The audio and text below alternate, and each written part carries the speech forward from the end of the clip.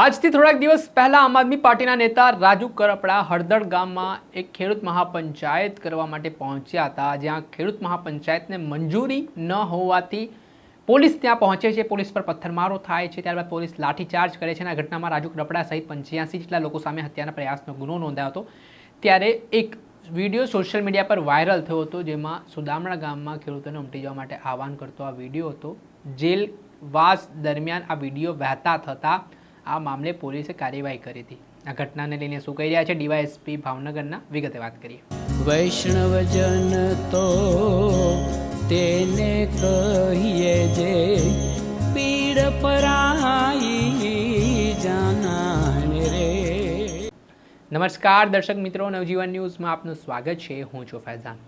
આજથી થોડાક દિવસ પહેલા બોટાદ જિલ્લાના હળદળ ગામમાં જે કરદાને લઈને વિરોધ ચાલી રહ્યો હતો, તે બાબતે ખેડૂત મહાપંચાયતનું આયોજન કરવામાં આવ્યું હતું.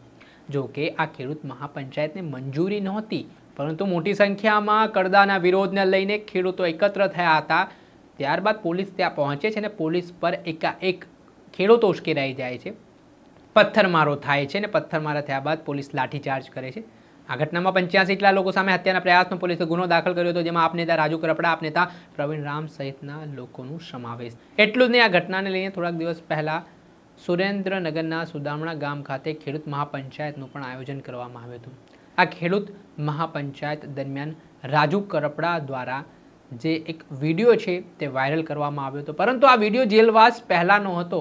પણ રાજુ કરપડાના જેલવાસ દરમિયાન આ વિડીયો વાયરલ થતાં જેલ પ્રશાસન દ્વારા મામલે સ્થાનિક પોલીસ સ્ટેશનમાં ફરિયાદ નોંધાઈ હતી, જેને લઈને રાજુ કરપડા સામે પોલીસે ગુનો દાખલ કર્યો હતો અને તેના જ ભાગરૂપે ગઈકાલે ભાવનગર કોર્ટમાં રાજુ કરપડાને જ્યારે રજૂ કરવામાં આવ્યો, તે બાબતના સંદર્ભમાં શું કહ્યા છે ભાવનગરના ડીવાયએસપી, તેમને સાંભળો.